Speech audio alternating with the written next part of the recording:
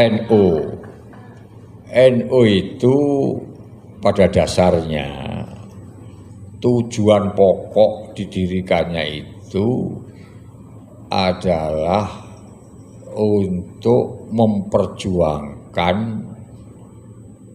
tegaknya syariat Islam Ahlus Sunnah wal Jamaah. Itu tujuan pokoknya. Panjenengan persani di ADART NU. Di sana tertera pasal sekian bunyi tujuan. Tujuan NU itu adalah untuk memperjuangkan tegaknya syariat Islam ala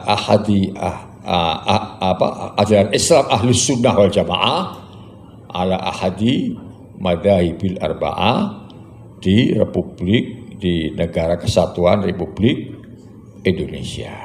Itu tujuan pokok itu bahwa ada kesehatan, bahwa kemudian ada dakwah, bahwa kemudian ada pendidikan, bahwa kemudian ada seni budaya, bahwa ada yang lain. Ini adalah bagian penunjang saja. Dan hakikatnya kalau menurut Undang-Undang Dasar 45 yang namanya kesehatan, pendidikan dan lain-lain itu adalah tugas negara, bukan tugas NU. Dan bahwa NU itu bergerak di dalam bidang-bidang seperti itu hakikatnya membantu pemerintah.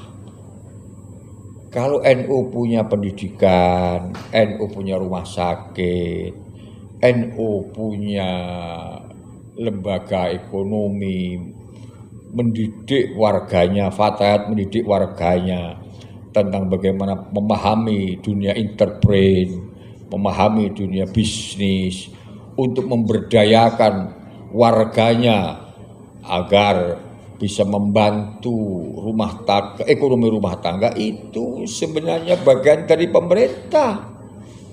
Karena Undang-Undang Dasar mengatakan orang miskin, orang tidak mampu dan seterusnya adalah menjadi tanggung jawab negara. Tetapi tidak berarti tidak penting. Itu penting. Nah, kenapa saya katakan bahwa tugas pokok NU itu adalah urusan agama? Ya. Karena NU punya tugas.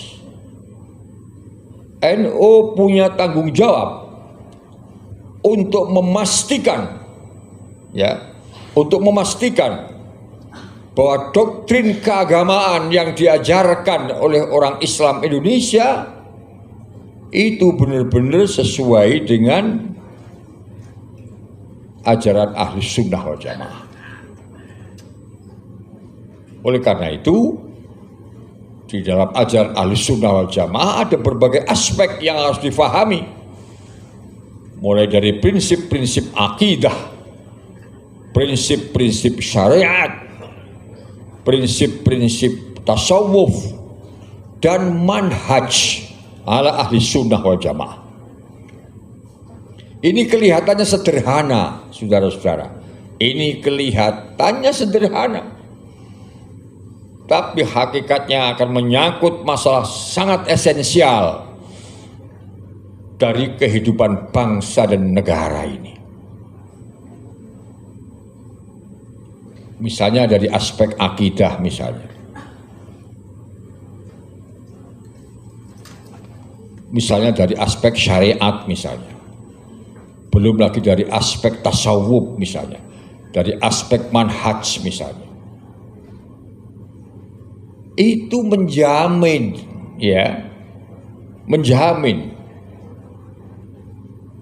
bagaimana Islam yang dianut ini adalah Islam yang tidak berbenturan dengan sebuah civilization, yang tidak berbenturan dengan budaya bangsa.